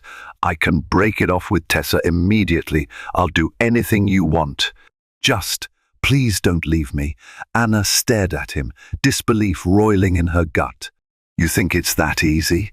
Just end it with Tessa, and everything goes back to normal?" She let out a hollow laugh. "You lied to me for months. You made me question my sanity when I suspected you. You forced me to catch you red-handed for you to even admit the truth. You think I can just forget that?" Daniel's face fell, and tears shimmered in his eyes. He started to speak, but Anna held up a finger. She needed to say her piece. "Marriage is built on trust, and you've broken that trust in the cruelest way possible while I'm carrying our child. Even if I wanted to forgive you, I'm not sure I could. It hurts too much." A strangled sob escaped Daniel. In all the time Anna had known him, she had never seen him so vulnerable. He was a billionaire, used to controlling outcomes and paying his way out of problems. But here, in this suite, with the city lights behind him, he was just a man facing the wreckage of his actions. Anna felt the faint stirring of pity, but overshadowing that was rage, heartbreak, and a fierce maternal instinct to shield her unborn baby from further pain. "I need time," she whispered, voice heavy with exhaustion. "I need space to think. So many months you were with her. I don't know how to process that. I don't even know if I can." Daniel reached out a trembling hand. "I'll give you whatever you need. Please, let me make this right. I'll cut Tessa out. I'll see a counselor. His words tapered off as Anna shook her head, tears slipping down her cheeks. "It might be too late for that," she said softly, then rose from the chair. Before Daniel could protest, she walked toward the door. "I'm going home. Alone." He called out her name, but Anna walked down the corridor without looking back, stepping into an elevator that felt like a confessional booth. As the door slid shut, she wasn't sure if she was leaving just the suite or the life she and Daniel had built, because it was painfully clear that nothing would ever be the same again. Anna spent the night at their penthouse guest room, locking the door to keep Daniel out. She wanted distance, but ironically, her mind was racing through every detail of the confrontation, refusing to let her rest. Her phone buzzed relentlessly with messages from Daniel. Apologies, promises, pleas. She stared at them through bleary eyes, unsure if the man she once adored existed anymore. The next morning, Alicia arrived unannounced, letting herself in with the spare key. Anna was still in her nightgown, dark circles under her eyes. Alicia immediately enveloped her in a hug. It was the first act of genuine kindness Anna had felt in what seemed like ages, and it nearly broke her resolve. She wept into Alicia's shoulder, words tumbling out about how the affair had started, how Tessa was intimately involved in Daniel's new business projects, and how everything felt irreparably shattered. Alicia stroked her hair and listened patiently. "I had a bad feeling," Alicia murmured. "Daniel's been so secretive, even with me. I wish I'd told you sooner. I'm sorry." Anna pulled away, wiping her tears. "It's not your fault. Daniel made his choice. I don't know how to handle it." Alicia hesitated, then admitted, "There's more you should know. I didn't mention it because I wasn't sure, but I suspect Tessa isn't just a random consultant. She's been linked to other powerful men, and word is she uses her relationships to gain control in business deals. There are rumors that she blackmails them." Anna's stomach lurched. "Blackmail? You think Daniel?" Alicia sighed. "I don't know, but Tessa's not the type to let a billionaire slip through her fingers without some gain, especially if it ends badly." This revelation weighed on Anna like a boulder. The baby kicked, as if sensing her tension. She realized that the nightmare might stretch beyond personal betrayal into scandal, threats, public humiliation. Could Tessa have planned all this, seeing Daniel as a ticket to wealth and power? At that moment, Daniel knocked softly on the guest room door. "Anna? Alicia? Can I come in?" Anna looked to Alicia, who gave a subtle nod. Anna cracked open the door. Daniel stood there, looking disheveled, eyes rimmed with red. He glanced at Alicia but focused on Anna. "We need to talk. It's urgent." He inhaled sharply. "I got word this morning that Tessa's threatening to leak details of our relationship to the media unless I pay her a large sum. She also hinted at some damaging files, some corporate deals that she claims could ruin my reputation. I swear I didn't know about any blackmail. She's never asked for money until now, but apparently she's recorded conversations, has photos. Anna, if this gets out, it could ruin everything." Anna's head spun. Alicia shot her a pointed look. This was exactly what she'd feared. Anna braced herself, swallowing the bitter taste of betrayal. Her voice was icy. "So now you want my help?" After humiliating me in front of half of New York, Daniel wiped a hand over his face. "I deserve that. But yes, I need your help. I can't handle this alone." And his gaze flickered to Anna's stomach. "I want to make sure our child doesn't grow up with a father in disgrace. I know you might not want to be with me anymore, but please, at least help me face this problem." A swirl of conflict tore through Anna. Part of her wanted to say no, to let Daniel stew in the mess he created. But she knew the scandal would drag her down as well and possibly harm the baby. Reluctantly, she nodded. "We'll talk, but don't expect forgiveness." Seated around the living room table, Anna, Alicia, and Daniel pored over the text messages Tessa had sent. The demands were explicit. A $5 million payment transferred discreetly to an offshore account in exchange for her silence. She threatened to leak incriminating pictures and audio to tabloids if Daniel refused. There was a mention of a tech competitor who would love to see Daniel's empire crumble. It was a twisted labyrinth of threats, secrets, and potential ruin. Anna felt sick reading Tessa's smug words. "She's basically using your affair as leverage to blackmail you," she said, voice shaking. "You gave her everything she needed, Daniel. How could you be so careless?" He bowed his head. "I was blinded by lust, by stupidity. I never thought she'd do this." "Well, she did," Alicia snapped. "So what's the plan? Pay her? Go to the police? Try to reason with her?" Daniel stared at the text messages, despair etched into his features. Paying her might only encourage more demands. Going to the police would make this public and a huge scandal.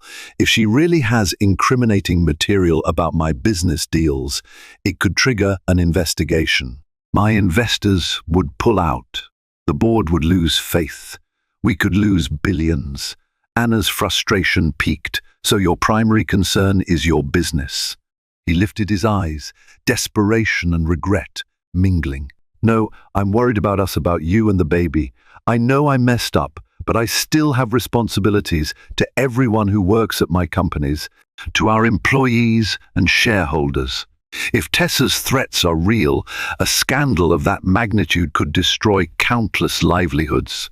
I need to handle this carefully." Anna exhaled heavily, forcing herself to remain calm. "Fine. So what do we do?" They brainstormed. Alicia suggested contacting a top-notch security firm. Anna recommended gathering any evidence they had that could discredit Tessa. Daniel hesitated, worrying that might spur Tessa to release her dirt sooner. Eventually, they decided to meet Tessa on neutral ground, a private law office under the guidance of Daniel's legal counsel, to see if they could negotiate a resolution without succumbing to blackmail or inciting further wrath. Anna felt her heart pounding as they arranged the meeting for the next day. Part of her still reeled from the personal betrayal. Now she was thrown into corporate intrigue that could overshadow everything else. She realized with dismay that Tessa hadn't just hurt her marriage, she had inserted herself into the very framework of Daniel's world, and by extension, Anna's world too. The next day, Anna arrived at the high-rise law firm with Alicia and Daniel. A team of attorneys awaited them in a gleaming conference room with floor-to-ceiling windows overlooking the Manhattan skyline. Tessa was scheduled to appear in an hour. The tension was palpable. Anna sat at the far end of the long mahogany table, hands clasped over her belly. She wished she were anywhere else. She scanned the array of serious suits, Daniel's top corporate lawyer, a crisis manager who specialized in high-profile scandals, and a private investigator discreetly situated in a corner. Everyone murmured in hushed voices, analyzing possible outcomes. The clock ticked ominously until the moment Tessa swept in, wearing a perfectly tailored black suit and exuding an air of supreme confidence. She didn't come alone. Her own attorney, a sharp-faced woman with a briefcase, followed close behind. Tessa's eyes locked onto Daniel, then darted to Anna. A flicker of something akin to contempt passed over her features. "Shall we sit?" Tessa said coolly, gesturing to the table. Her attorney placed a stack of documents before them. "We can keep this simple. I have what I have. You have the funds you have. Let's not complicate matters." Anna's anger burned. She wanted to scream at Tessa for daring to speak so casually after everything she'd done. But she kept silent, letting Daniel's lawyers take the lead. They questioned the validity of Tessa's supposed evidence, demanded proof. Tessa smirked and played an audio snippet on her phone. Daniel's voice discussing sensitive information about an upcoming merger, coupled with flirtatious banter. It was enough to make Anna's stomach churn, and enough to prove Tessa did have leverage. The negotiation spiraled into a tense standoff. Tessa demanded immediate payment. Daniel's team insisted on partial disbursement only after Tessa signed a non-disclosure agreement and handed over all evidence. Tessa's lawyer coolly retorted that a single payment was non-negotiable, or the media would receive a juicy scandal. Anna fought the urge to slam her fist on the table. Instead, she said quietly, "Tessa, why are you doing this? You already had Daniel. You had the affair. Isn't that what you wanted?" Tessa glanced at Anna, a faint smirk playing on her lips. "What I want is to be compensated for my time and expertise. This is business, Anna. Don't take it so personally. Daniel and I had a relationship, yes, but that's not the real story here. The real story is the power I hold, power you were never going to have." Daniel clenched his jaw, about to respond, but Anna's gentle but firm voice cut him off. "You talk about power as though it's everything, but real power isn't about money or blackmail. It's about respect, loyalty, empathy, things you clearly know nothing about." Tessa's eyes flickered with disdain, but she stayed silent. Her lawyer, however, pressed the matter, returning to the demands. Hours ticked by.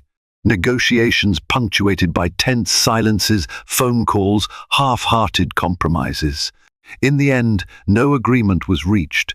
Tessa refused to budge on her single-payment ultimatum. Daniel's lawyers refused to release such a vast sum without guaranteed destruction of all evidence.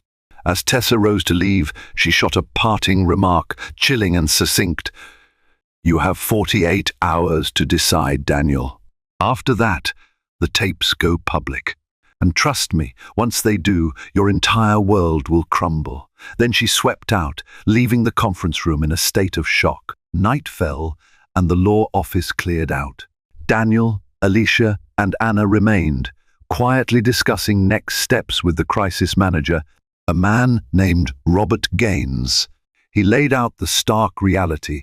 If Tessa released the incriminating evidence, Daniel's personal and professional reputation would be in shambles. Investors would flee, lawsuits could ensue, and the scandal would ripple into Anna's life, their unborn child's future, and every philanthropic endeavor the Calhoun name was tied to. Alicia fumed, pacing back and forth. "She's bluffing." "She must be bluffing," she insisted, though her tone lacked conviction. Daniel ran a hand through his disheveled hair. I'm not sure. Even if half of it is bluff, the other half is still damaging. Anna rubbed her temples, exhaustion gripping her. What do we do, Robert? Robert adjusted his tie, the strain of the day etched on his face. My recommendation is to gather any counter-evidence or to secure an injunction against Tessa, though that process could take time. Alternatively, if you believe Tessa truly won't budge, paying her might be your quickest path out, though ethically. I never recommend capitulating to blackmail. Anna frowned. The idea of simply handing over millions to the woman who wrecked her marriage made her stomach churn. But the stakes were terrifying. She could already imagine tabloids running front-page headlines, "Billionaire's affair exposed." Pregnant wife betrayed. She imagined the paparazzi hounding her. The baby. The thought filled her with dread. She turned to Daniel, her voice weary. This isn't just about you anymore. It's about our child. If Tessa goes public, that scandal will follow our baby forever. Daniel's face tightened. I know, and that's what scares me most. He paused, gathering his thoughts. We have 48 hours. Let's see if we can find a way to discredit her. If we can prove she's blackmailed others, or if her evidence is doctored, we might weaken her position. Robert, can you get your investigator on that? Robert nodded. I'll start immediately. Good, Daniel said. And if it fails, we'll decide if paying her is a necessary evil. Anna and Alicia exchanged worried looks. This was not a simple negotiation, not a typical business deal. A wave of despair washed over Anna. She recalled the day she said "I do" to Daniel, believing in a bright future. Now, just a short time later, she was haggling with lawyers and crisis managers, dealing with the fallout of an affair she never dreamed possible. Yet, in the darkest corner of her heart, Anna felt a flicker of resolve. She wasn't just a victim.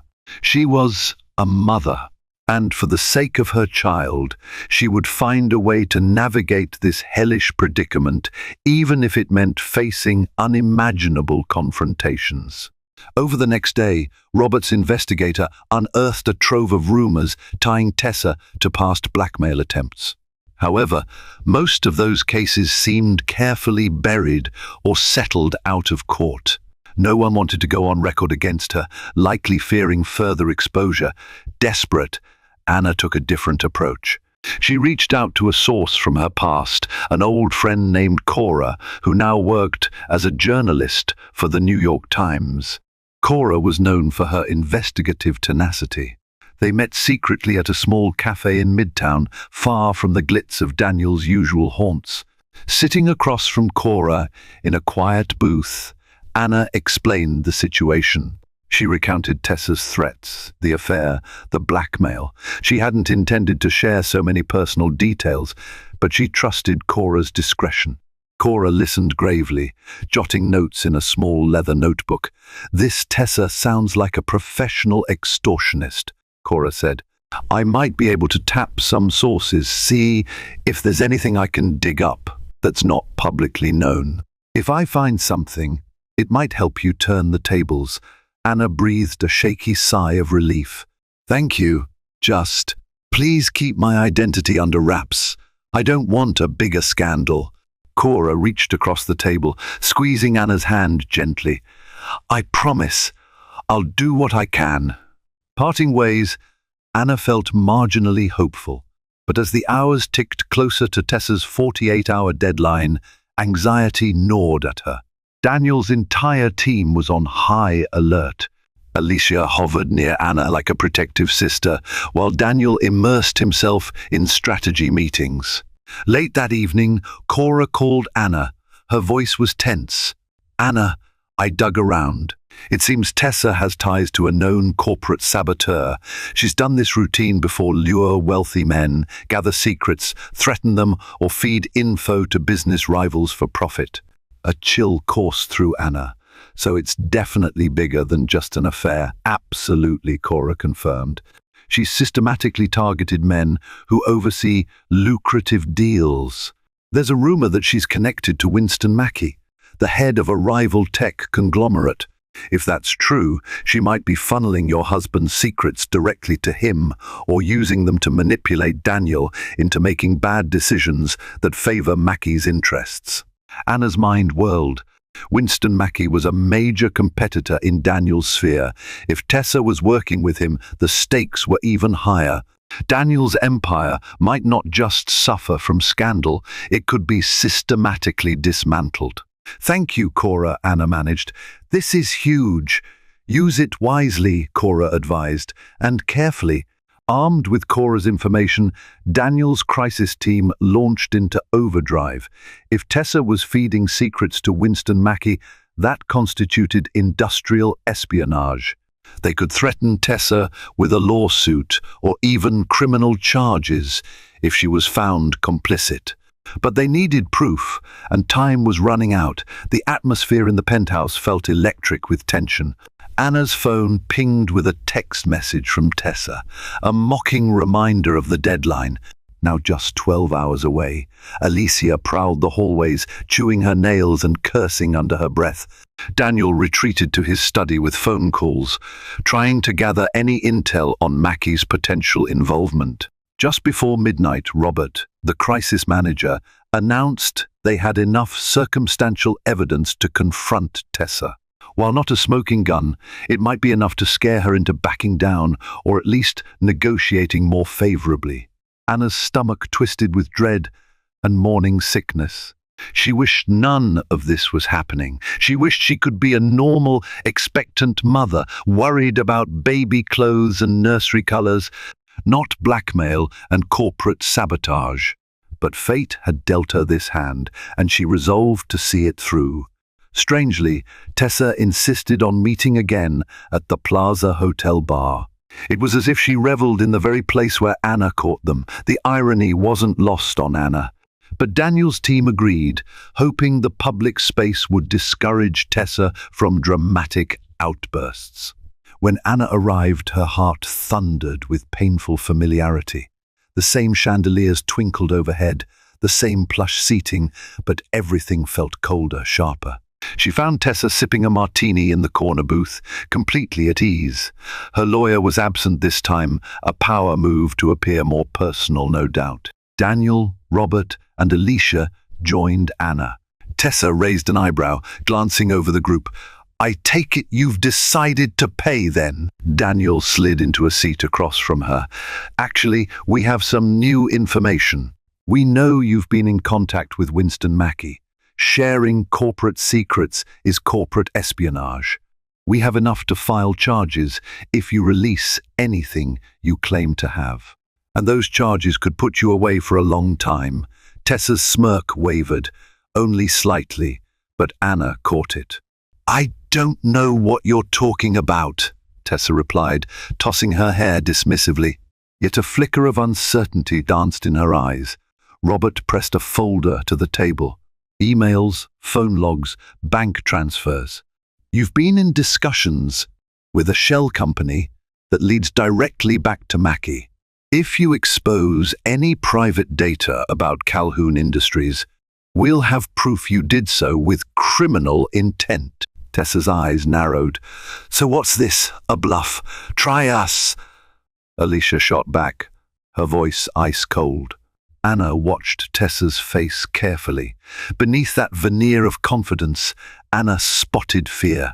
The blackmail scheme was built on her advantage, an advantage that had now evaporated. She had power only if Daniel was scared, but now he had evidence that could ruin her. For a moment, Tessa seemed to calculate her next move. Then, with a sigh, she leaned back, swirling her martini. "Fine. You've done your homework, so let's talk real numbers." Daniel blinked. "Numbers? We just told you we can take this to court if you try anything." Tessa chuckled humorlessly. "And you'll cause a scandal in the process, right? You think the press won't cover a corporate espionage suit? Your dirty laundry will be aired out anyway. My guess is you still want this buried. So how about a reduced fee for my silence? 2 million. Not 5. I'll sign whatever agreement you want, and we all walk away unscathed. Anna felt her blood boil. Tessa was incorrigible, shifting tactics the moment she lost leverage. She was still demanding a fortune for secrecy. Robert coughed, turning to Daniel. This was the moment of decision. Fight and risk everything in a messy trial, or pay and end it quietly. Daniel looked at Anna, helplessness etched in his eyes. She knew what this meant. If Tessa agreed to keep silent, the scandal might be contained. The baby could be protected from a media circus. But it also meant letting Tessa win, to some extent. Anna's heart pounded with conflicting emotions. She didn't want Tessa to profit from her betrayal. Yet the baby's future weighed heavily. Finally, Daniel spoke, voice measured. 2 million in exchange for all copies of the evidence, the NDA, and the guarantee of total silence. If you so much as utter my name to the press, we release our evidence of your espionage attempts. Understood? Tessa downed the last of her martini. Understood. I'll have my lawyer draw up the papers. Anna clenched her fists, holding back a storm of emotions.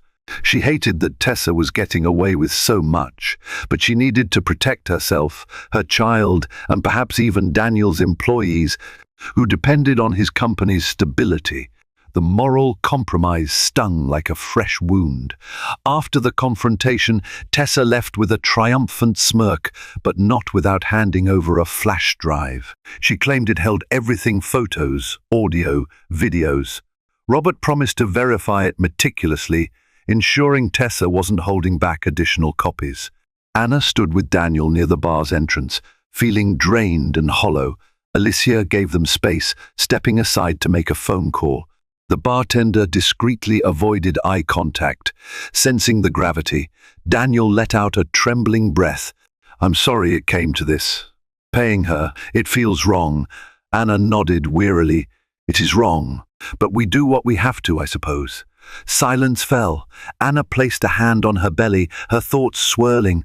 She was relieved the immediate threat was contained, but heartbreak remained. The affair, Tessa's cruelty, the blackmail, it all left a permanent scar. Daniel began, hesitating. I want you to know none of this was worth it. If I could turn back time, I'd give anything to fix what I broke between us. Anna stared at the chandelier overhead.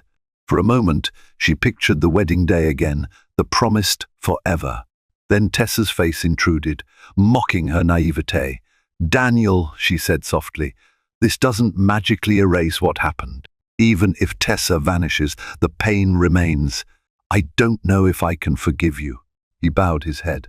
I understand. A long pause lingered. Anna finally mustered a flicker of compassion. What happens to us now? He looked at her with desperate hope. We try therapy. We rebuild trust, if you'll let me. I'm not asking for miracles, just a chance to prove. I'm not the man Tessa made me out to be. Please. Anna's throat constricted. She didn't answer immediately. She wanted to believe there was a path forward, especially for their child, but the wounds were too raw. I need time, she whispered. We'll see. Life settled into an uneasy routine. The immediate crisis with Tessa was resolved. Lawyers finalized the NDA and wire transfer. Robert's team verified the flash drive's contents before placing them in secure storage. For now, Tessa was gone, but the emotional wreckage remained. As the weeks passed, Anna tried to distance herself from the heartbreak. She attended prenatal checkups, focusing on the growing life inside her. Occasionally, Daniel accompanied her, offering quiet support, but Anna kept him at arm's length. Then, in a twist of fate that felt like cosmic retribution, Daniel's businesses took a series of hits unrelated to Tessa. A global economic downturn battered stock prices. A key investor withdrew from a major project at the last minute. Lawsuits unrelated to the scandal emerged, claiming patent infringements in one of Calhoun Industries' tech subsidiaries. It was a perfect storm, hitting Daniel from all sides. Anna watched as Daniel scrambled to keep the company afloat. Board members questioned his leadership, Rumors of the near scandal with Tessa spread quietly among a few insiders, eroding confidence further. Some whispered that Daniel had lost his edge, that he'd become too distracted by personal drama to steer the empire effectively. Despite the tension between them, Anna felt a pang of sympathy. She saw him come home late, eyes shadowed with exhaustion, the once confident swagger gone. But part of her also recognized this as a form of karma. He had betrayed his marriage, and now fate was punishing him in ways neither of them could have foreseen.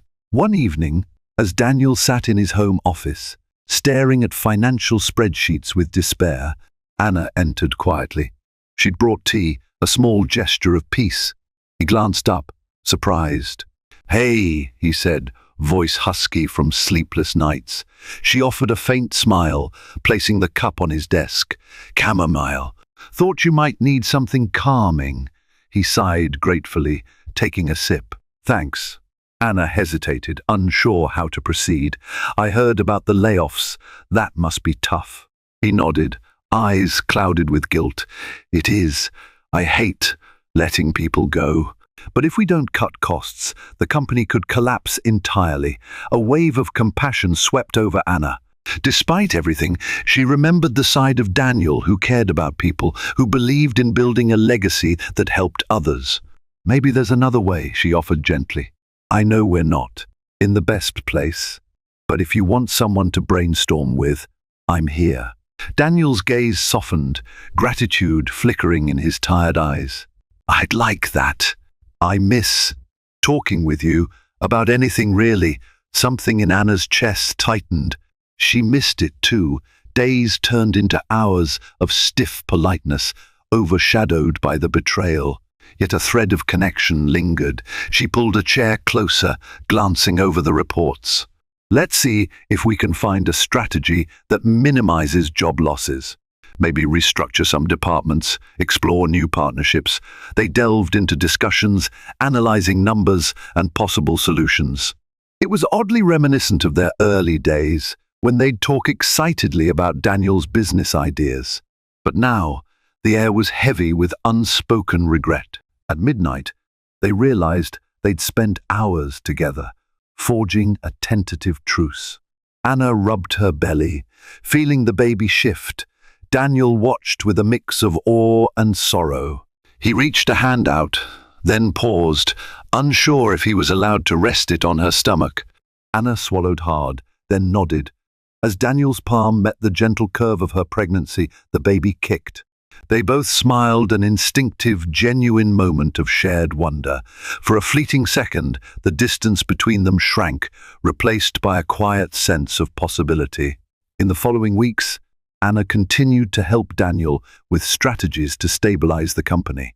She wasn't a business prodigy, but her intuition and attention to detail offered fresh perspectives that Daniel's executives appreciated.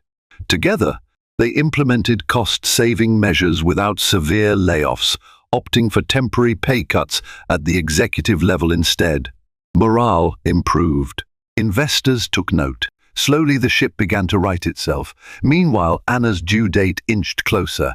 She spent hours reading about childbirth, attending prenatal classes, and preparing the nursery. Daniel accompanied her on more appointments, carefully treading the fragile line between them. Neither had declared a final decision on the marriage. Anna's hurt was still there, but so was a cautious sense of rebuilding. Alicia noticed the shift, dropping by with baby gifts and supportive words. Even Robert, the crisis manager, commented on how the atmosphere around Daniel had improved. Tessa remained silent, likely well settled with her 2 million. The ghost of her betrayal lingered, but it didn't overshadow daily life as it once had. Still, Anna wrestled with her conflicted emotions. She found Daniel's efforts to redeem himself sincere. He cut off all questionable social ties, gave her full access to his communications, and started therapy sessions, both individual and with Anna, when she was willing. But trust was a delicate plant, and the wound was deep. Late one night, as thunder rumbled across the city skyline, Anna felt the first sharp pangs of labor. She was in bed, trying to sleep, when a contraction ripped through her abdomen. She gasped, panic racing up her spine. Quickly, she shook Daniel awake. His eyes flew open, instantly alert. "Is it time?" She nodded, breath hitching with pain. I think so." A rush of adrenaline hit them both. They grabbed the hospital bag, called Alicia, and sped through the rain-slicked streets to Mount Sinai Hospital. Nurses whisked Anna into a birthing suite, hooking her up to monitors. The baby's heartbeat filled the room with a rapid, comforting rhythm. Daniel stood by her side, holding her hand. She gritted her teeth through contractions, sweat beading her forehead. Fear mingled with excitement. This was the day they'd meet their child, a new life born from their turbulent union. Hours blurred into a haze of pain, pushing, tears. Daniel whispered encouragement, apologizing for every misstep, promising to be a better man, a better father. Anna focused on one singular goal: bring their baby safely into the world. Despite the heartbreak, the betrayal, in that moment, she was grateful Daniel was there. At dawn, a shrill cry filled the room. Their son emerged, small and wrinkled and perfect. The nurse placed him on Anna's chest, and she burst into tears, overwhelmed by love so powerful. It erased every other thought. Daniel, tears streaming down his face, leaned in to kiss the baby's tiny forehead. They named him Benjamin, a name Anna had loved since childhood. Holding Benjamin, Anna felt the universe shift, as if everything else paled in comparison. She caught Daniel's gaze, and for a moment, forgiveness seemed possible. Not guaranteed, but attainable someday. In the days after Benjamin's birth, Anna and Daniel remained at the hospital, absorbing the joys and challenges of new parenthood. Their families visited, showering them with love and congratulations. Alicia was particularly overjoyed, snapping endless photos of her nephew. Anna noticed a transformation in Daniel. He spent hours cradling Benjamin, talking softly to him about the world, about values and dreams. It was a side of him Anna hadn't seen in a long time, gentle, vulnerable, real. While the pain of betrayal still lingered, the sight of Daniel as a doting father softened something in her heart. When they finally brought Benjamin home, Anna stepped into the nursery with awe. It was a tranquil space, soft pastel walls, a crib adorned with plush animals, a glider by the window overlooking the city. She placed Benjamin in the crib, watching as he dozed off, oblivious to the storms that had raged before his arrival. Daniel hovered in the doorway, hesitant. "Anna?" She turned, tired but content. "Yes?" He swallowed hard. "I just wanted to say I'm grateful for letting me be here, for giving me a chance to show up for our son. I know it doesn't erase what I did, but I want you to know how deeply sorry I am." Anna felt emotion welling up. "I appreciate that, I do." She glanced at Benjamin's sleeping form. "He deserves both of us at our best."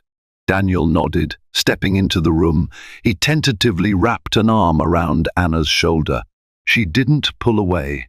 Together, they watched their newborn son breathe in gentle little sighs. The future was uncertain, but in that shared moment of parenthood, they found a fragile promise of hope. Time passed. Benjamin grew, and so did the complexities of Anna and Daniel's relationship. Therapy sessions became a weekly routine. Anna unpacked the betrayal, Daniel confronted his flaws, and they tentatively rebuilt trust. It wasn't linear. There were arguments, setbacks, nights Anna slept in the guest room. But there were also breakthroughs, moments of genuine closeness that hinted at a stronger bond than before. Professionally, Daniel fought tooth and nail to restore Calhoun Industries. Bit by bit, the company stabilized, regaining investor confidence. Reports praised Daniel's resilience, attributing it to his renewed focus. Only Anna and a few others knew the personal cost behind that focus. Then came the final twist of karma, Tessa's downfall. News broke that she'd attempted a similar blackmail on Winston Mackey himself, trying to extort money by threatening to leak false secrets about Mackey's company. But Mackey had set a trap, collaborating with law enforcement. Tessa was arrested on charges of attempted extortion and fraud. The tabloids devoured the scandal, though they never mentioned Daniel or Anna thanks to the ironclad NDA. When Anna heard the news, she felt a weight lift. Tessa was finally facing the consequences of her actions. The chapter of fear was truly closing. A sense of poetic justice shimmered, as though the universe had balanced itself. By the time Benjamin celebrated his first birthday, Anna and Daniel found themselves in a more peaceful place. The affair and blackmail remained part of their history, an unerasable scar, but they had navigated through it together. Anna had witnessed Daniel's genuine remorse, his willingness to be better, and Daniel had discovered that true power, indeed, came from honesty, vulnerability, and respect. They threw a small birthday party at the penthouse, just family and close friends. Benjamin squealed with delight at the sight of balloons and cake, blissfully unaware of the drama that once threatened to tear his family apart. Anna caught Daniel's eye across the room, and he gave her a soft smile. She smiled back, a signal that while forgiveness wasn't absolute, love still had room to grow. Later that night, once everyone had gone and Benjamin was asleep, they stood on the balcony together, gazing at the shimmering cityscape. Daniel slipped a hand around her waist. "We've come a long way." Anna leaned into him, exhaling softly. "Yes, we have." They shared a quiet moment, each knowing the future remained unwritten. But for the first time in a long while, that uncertainty felt like possibility rather than dread. This story reminds us that trust can be torn apart in an instant and takes far longer to mend. Secrets, temptations, and betrayals don't just threaten our happiness, they challenge our very identity and the foundations we've built with those we love. When deception collides with loyalty, when ambition eclipses compassion, the fallout tests even the strongest bonds. Yet, amid the wreckage, hope can still find its way. Confronting our darkest mistakes, taking responsibility, and refusing to give in to blackmail or fear can lead to a path of redemption.